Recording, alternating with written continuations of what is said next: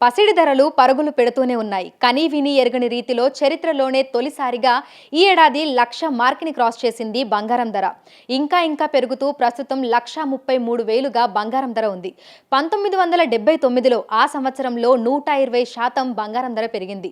మళ్ళీ ఈ ఏడాది 60% ఒక్కసారిగా పెరిగింది. భవిష్యత్తులో పరిస్థితి ఏ విధంగా ఉండబోతుంది? ఈ ఏడాదిలో ఈ విధంగా బంగారం రేట్లు పెరగడానికి గల కారణాలేంటి అనేది తెలుసుకుందాము. మనతో పాటు సుప్రీంకోర్టు న్యాయవాది, ఆర్థికవేత్త డాక్టర్ జీవీ రావు గారు ఉన్నారు. మిగతా విషయాలను ఆయన మాటల్లోనే అడిగి తెలుసుకుందాము. నమస్తే సార్. సార్, ప్రస్తుతం చూస్తున్నాము బంగారం ధరలు కనీ విని ఎరగని రీతిలో పెరుగుతూనే ఉన్నాయి. అసలు ఈ విధంగా బంగారం ధరలో ఇంత హెచ్చులు ఎందుకు చూస్తున్నాము అంటారు? అయితేనమ్మా, బంగారం ధరలు చాలా కాలంగా పెరగవలసినంత స్థాయిలో పెరగలేదు. కాకపోతే అసలు బంగారం ధరల్లో మార్పులు అంటే ఎక్కువగా పెరగటానికి దారితీసేటువంటి పరిణామాలు ఏంటి అంటే, ఒకటి అంతర్జాతీయ పరిస్థితులు. అంటే ఎప్పుడైనా సరే దేశాల మధ్య యుద్ధ వాతావరణం నెలకొన్నా, లేకపోతే రియల్గా వారు వచ్చినా, గ్లోబల్ అన్సర్టనిటీస్ వల్ల ఆర్థిక పరమైనటువంటి ఇబ్బందులు ఏదన్నా ఒక దేశానికి వచ్చినా, అవే ఎక్కువ దేశాల్లోకి వెళ్ళినా, ఈ ప్రభావాలన్నీ కూడా గోల్డ్ రేట్స్ మీద ఎఫెక్ట్ చూపిస్తాయి. మనం చూస్తే రష్యా ఉక్రెయిన్ వారు మొదలైన తర్వాత ఎప్పటికప్పుడు ఇదిగో ముగిపోతుంది అనుకుంటూనే కాలం గడుస్తుంది, కానీ వారైతే ముగియలేదు. అది అలా ఉండగానే మరోవైపు మరికొన్ని దేశాల మధ్య కూడా ఉద్రిక్త వాతావరణం రావటం, అలాగే ఇండో పాక్ మధ్య కూడా కొంతకాలం ఉద్రిక్త వాతావరణాలు రావటం, అలాగే అమెరికా ఆర్థిక మాంద్యంలోకి వెళ్ళిపోతుందనేటువంటి భయాలు నెలకొనటము, మళ్ళా ట్రేడ్ బ్యారియర్స్ ఒక ఎఫెక్ట్ వల్ల వివిధ దేశాలతో అమెరికా యొక్క సంబంధాలు కొంత దెబ్బతినటము, మరోవైపు నుంచి ప్రపంచ దేశాల్లో ఉండేటువంటి వివిధ బ్యాంకులు అంటే కేంద్ర బ్యాంకులు బంగారం నిల్వలను పెంచుకోవడానికి పోటీ పడుతూ వచ్చాయి. అంటే ఈ రోజున చైనా, అమెరికా, భారత్ ఇలా ప్రధానమైనటువంటి కేంద్ర బ్యాంకులన్నీ కూడా వాళ్ళ యొక్క బంగారం నిల్వలను పెంచుకుంటూనే పోతున్నాయి.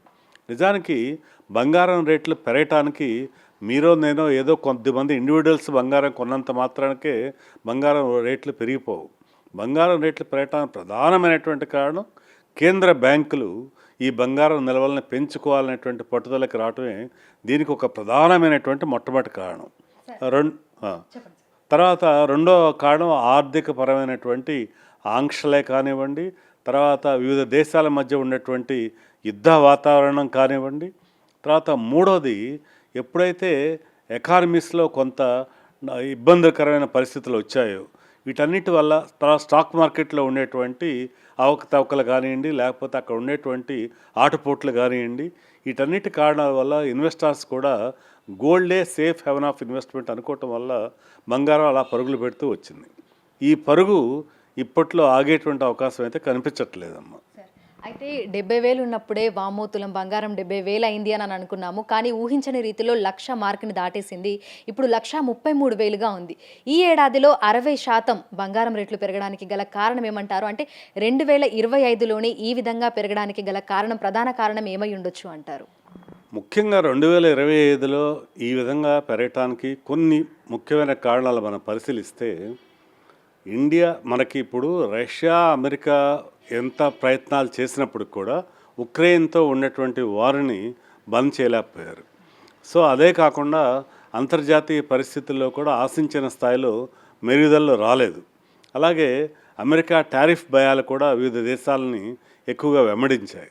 ఈ కారణాలన్నిటి వల్ల వీటితో తోడుగా మళ్ళీ మరోవైపు వడ్డీ రేట్లు కూడా తగ్గుతున్నాయి ప్రపంచవ్యాప్తంగా అనేటువంటి కారణం వల్ల కూడా ఈ ఏడాదిలో ముఖ్యంగా ఇంత పెరుగుదల అనేది మనం చూసాం.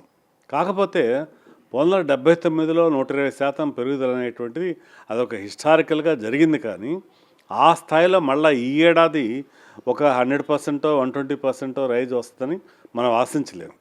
ఇక్కడ కొంత స్టెబిలిటీ రావచ్చు ఈ 1,30,000 స్థాయిలో. అంటే గోల్డ్ ఇప్పుడు ఈ ఏడాది డిసెంబర్ వరకు, అంటే ఇప్పుడు ఈ డిసెంబర్ అయిపోయింది, మళ్ళీ మార్చి వరకు కూడా మనం చూస్తే ఇక్కడి నుంచి కొద్ది మార్పులతోనే ఉండొచ్చు. అంటే 1,25,000 నుంచి 1,40,000 మధ్య మాత్రమే కదలాడచ్చు ఈ కమింగ్ 3-4 మంత్స్లో కూడా. కాకపోతే లాంగ్ రన్గా ఆలోచించిన ఇన్వెస్టర్స్ ఏం చేయాలంటే, ఇప్పటికే బంగారంలో పెట్టిన పెట్టుబడిని పొరపాటుకు కూడా అమ్ముకోకండి. దాన్ని ఎప్పటికీ కూడా కుటుంబ ఆస్తిగానే ఉంచుకోండి. ఇప్పటికీ లేనటువంటి వాళ్ళు కాస్త తగ్గినప్పుడల్లా దీనిలో కొనేటువంటి ప్రయత్నాలు చేయండి. బంగారం ధరలు ఇంకా తగ్గవా అంటే కాస్త తగ్గుతాయి. కరెక్షన్ లేకుండా వన్ వేలోనే వెళ్తూ ఉంటుందంటే ఎప్పటికీ అలా జరగదు. ఇవాళ 1,33,000 ఉంది. ఈ కమింగ్ 1 వీక్లో మళ్ళా 1,25కో 1,26కో వచ్చే అవకాశాలు పుష్కలంగా ఉంటాయి. కరెక్షన్స్ అనేటువంటిది ఇన్విటబుల్గా జరుగుతూనే ఉంటాయి. ఇంకోటి ఏంటంటే ఫెడ్ వడ్డీ రేట్లు తగ్గించగానే బంగారం ధరలు ఇంకా అనూహ్యంగా పెరుగుతాయి అనుకుంటున్నారు. అది అలా జరగకపోవచ్చు. ఎందుకు జరగకపోవచ్చు అంటే ఫెడ్ వడ్డీ రేట్లు తగ్గిస్తుందని అంచనాతోటే బంగారం ధరలు పెరిగాయి ఇప్పుడు. సో ఫెడ్ వడ్డీ రేట్లు తగ్గిస్తే అది పెద్ద న్యూస్ కాదే కదా. అది అనుకున్నది అనుకున్నట్టే జరిగింది కాబట్టి వడ్డీ రేట్లు తగ్గిస్తే కొత్తగా పెరగకపోవచ్చు.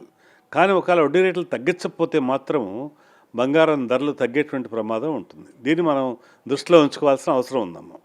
అయితే బంగారం ధరల్లో హెచ్చుతగ్గులు అనేవి చూస్తూనే ఉంటాము. అంటే ఈ ఏడాదిలో చూస్తే మనకి వందలల్లో కాకుండా వేలల్లోనే పెరుగుదల అనేది చూస్తున్నాము. అంటే ఒక రోజు 2 రోజుల గ్యాప్లోనే 3,000, 4,000 పెరుగుతూ వస్తోంది. అయితే డ్రాస్టిక్గా ఫాల్ అయ్యే ఛాన్సెస్ ఏమైనా ఉన్నాయి అంటారా? అంటే 1,00,000 మార్కెట్కి కిందికి వచ్చే ఛాన్స్లు ఏమైనా ఉన్నాయా భవిష్యత్తులో? అదైతే అసాధ్యం అమ్మా. ఎవరైనా ఇన్వెస్టర్స్ కనుక అటువంటి అపోహల్లో ఉంటే ఆ అపోహలను తొలగించుకోమని మాత్రం నేను చెప్తాను. అసలు 1,00,000 లోపు కాదమ్మా, 1,20,000 కన్నా దిగటం కూడా దాదాపుగా దుర్లభమనే చెప్పొచ్చు. అంటే ఒక డౌన్ సైడ్ పాజిబిలిటీస్ చూస్తే గోల్డ్ రేట్లో 1,20,000 కన్నా డౌన్ఫాల్ అయ్యేటువంటి అవకాశం దాదాపుగా 99% లేదనే మనం చెప్పొచ్చు అనమాట. అందుకని 1,20,000 మార్క్ కన్నా దిగువకు వచ్చే అవకాశాలు లేవు. పెరుగుదల కంటారా, అది ఇంకా ఎంతవరకైనా పెరగచ్చు. కాకపోతే ఆ 120%లో ఆ స్థాయిలో పెరగకపోయినప్పుడు కూడా ఒక విషయం అయితే నేను ఖచ్చితంగా చెప్తానమ్మా. బంగారం ధర ఇప్పుడున్నటువంటి ఈ 1,33,000 నుంచి రానుంటే 2 సంవత్సరాల కాలంలో కనీసం టార్గెట్ 2,00,000 రూపాయలనైతే చెప్పొచ్చు మనం. అంటే ఇక్కడి నుంచి కనీసం ఇంకొక 60,000 రూపాయలు పెరిగేటువంటి అవకాశం ఉంది. అది కూడా చాలా మంచి రిటర్నే. అలాగే ఒక 4-5 సంవత్సరాలు కనుక గోల్డ్ ఇలా హోల్డ్ చేయగలిగితే, అంటే 2030 వరకు కూడా ఒక 5 సంవత్సరాలు కనుక గోల్డ్ని ఇలాగే హోల్డ్ చేయగలిగితే 2.5 లక్షల నుంచి ఇంకా ఆ పైకి కూడా గోల్డ్ పెరిగేటువంటి అవకాశాలు ఉన్నాయి. వీటన్నిటిని కూడా దృష్టిలో ఉంచుకుని కుటుంబాలు ఉండేటువంటి వాళ్ళు ఎవరైనా, ఇంట్లో ఆడపిల్లలు ఉండేటువంటి వాళ్ళు ముఖ్యంగా ప్రధానంగా బంగారం మీద పెట్టుబడుల సురక్షితత్వాన్ని గుర్తెచ్చుకుని దానిలో ఇన్వెస్ట్మెంట్ని కొనసాగిస్తే వాళ్ళకి భవిష్యత్తుకి అది చాలా మంచి ఉపయోగకరంగా ఉంటుంది. ఈ జాగ్రత్తలు కనుక ఇప్పుడు తీసుకుని కొనటం మొదలుపెట్టకపోతే రానున్న రోజుల్లో ఆడపిల్లల పెళ్ళిళ్ళ సమయంలో బంగారాన్ని కొంచెం కూడా సమకూర్చుకోలేకపోయినటువంటి వ్యధే మిగులుతుంది. కాబట్టి దీనికి ఒక పరిష్కారం ఏంటంటే క్రమం తప్పకుండా రేట్లతో సంబంధం లేకుండా ప్రతి నెల కూడా 1 గ్రామ్ కనీసం బంగారం కొనుక్కుంటూ వెళ్ళటమే వీటన్నిటి కూడా చాలా ఉత్తమమైనటువంటి సొల్యూషన్ అని నేను చెప్తానమ్మా. అయితే భారతదేశంలో పెళ్ళిళ్ళైనా, పండుగలైనా, ఇతరత్ర శుభకార్యాలు ఏవైనా సరే ఎంతో కొంత బంగారం కొనాలి అనేది ఎప్పటి నుంచో ఆనవాయితీగా వస్తుంది. మహిళలకు కూడా బంగారు ఆభరణాలంటే ఎంతో ఇష్టం. కానీ ప్రస్తుతం చూస్తే కూడా ఈ పెరుగుతున్న రేట్లు కొనాలా వద్దా అనే విధంగా ఉన్నాయి పరిస్థితులు చూస్తే. అయితే మనకి మధ్య మధ్యలో మూడాలంటూ వస్తూ ఉంటాయి, కొన్ని నెలల గ్యాప్ అనేది వస్తూ ఉంటుంది. సో ఆ సమయంలో మనకి బంగారం రేట్లు తగ్గుతాయేమో అని కూడా చాలామంది భావిస్తూ ఉంటారు. అది నిజంగానే మార్కెట్ ఆ విధంగానే పనిచేస్తుంది అంటారా? అంటే సేల్స్ లేనప్పుడు మనకి రేట్లు తగ్గడము అట్లా ఏమైనా జరుగుతుంది అంటారా? అయితే మీరు అన్నటువంటి విషయం అంతా కూడా ఒకప్పుడు నిజం.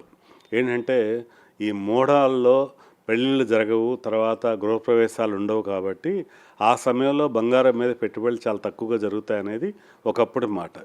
అయితే ఇప్పుడు ఏంటంటే పరిస్థితులు మనం గమనించాల్సింది కేవలం భారతదేశంలో పరిస్థితులను బట్టి బంగారం ధరలు మార్పు చేర్పులు జరగవు. సో ప్రపంచవ్యాప్తంగా ఉన్నటువంటి పరిస్థితులు, ముఖ్యంగా ఫెడ్ వడ్డీ రేట్లో మార్పులు కానీ, ఇంటర్నేషనల్గా ఉన్నటువంటి వార్ సిచ్యుయేషన్స్ కానీ, వీటన్నిటి దృష్ట్యానే బంగారం రేట్లో మార్పులు జరుగుతున్నాయి. కాబట్టి ఈ 3 నెలల్లో కూడా బంగారం ధరలు ఇంకాస్త పెరిగే అవకాశం ఉంది. కానీ ఇది మోడం కాబట్టి ఈ సమయాల్లో బంగారం ధరలు తగ్గిపోతాయని మాత్రం ఆశించవద్దు. కాస్త కరెక్షన్ వస్తే కూడా ఆ కరెక్షన్ మనం ఫ్రెష్ ఇన్వెస్ట్మెంట్కి ఒక ఆయుధంగానే ఉపయోగించుకోవాలి.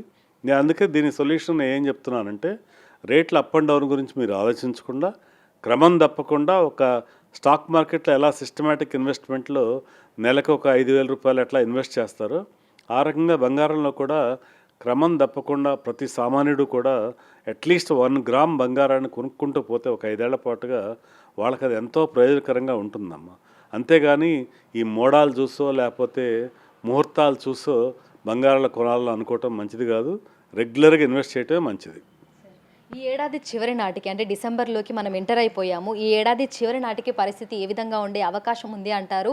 మళ్ళీ అంటే ఇప్పుడు 1,33,000 ఉంది. ఇది ఇంకా పెరిగి 1,50,000కి వెళ్ళే ఛాన్స్ ఏమైనా ఉంది అంటారా? ఏమాత్రం లేదమ్మా. అంటే అది అంతకన్నా దురాశ ఇంకోటి లేదు. ఇప్పుడు 1,33,000లో ఎవరైనా ఇన్వెస్ట్ చేసిన వాళ్ళు మళ్ళీ ఈ 30 రోజుల్లో ఇది 1,50,000 అయ్యే అవకాశం ఉందంటే ఏమాత్రం లేదు అటువంటి అవకాశం. మ్యాక్సిమం ఇక్కడి నుంచి పెరిగితే ఇంకొక 3-4 వేల రూపాయలు పెరగచ్చు. బట్ డౌన్ సైడ్ రిస్క్ కూడా ఉంది. ఇక్కడి నుంచి నా ఒపీనియన్లో ఏంటంటే 1,25,000 నుంచి 1,40,000 మధ్యలోనే కదలాడే అవకాశం ఉంది. అంతకు మించి కమింగ్ ఈ మంత్లో మాత్రమే అంతకు మించి పెరిగే అవకాశాలు లేవు. అనుకోకుండా ఏదన్నా మనకి ఊహించాలంటే పరిణామాలు ఏమన్నా జరిగితే తప్పితే ఇంతకు మించిన మార్పులు జరగకపోవచ్చమ్మా. అందుకని చెప్పి మనం దాని గురించి ఆశపడే కన్నా కూడా మామూలుగా లాంగ్ టర్మ్ ఆలోచనలతోటే బంగారంలో పెట్టుబడి పెడతాం మంచిది. Thank you sir, thank you so much. So ప్రస్తుతం చూసినట్లయితే కూడా బంగారం ధరలు అంతకంతకు పెరుగుతూనే ఉన్నాయి. ప్రస్తుతం 1,33,000గా బంగారం ధర ఉంది. అయితే భవిష్యత్తులో ఇంకా పెరిగే అవకాశాలే తప్ప తగ్గే అవకాశాలు మాత్రం కనిపించడం లేదు అని ఆర్థికవేత్తలు అయితే చెప్తున్నారు. ముఖ్యంగా బంగారం కొనుగోలు చేయాలనుకున్న వాళ్ళు లేదంటే బంగారం మీద ఇన్వెస్ట్ చేయాలి అనుకున్న వాళ్ళు చేయడమే మంచిది అని కూడా చెప్తున్నారు. వీడియో జర్నలిస్ట్ గౌరవ్తో అంజుమ, బిగ్ టీవీ, హైదరాబాద్.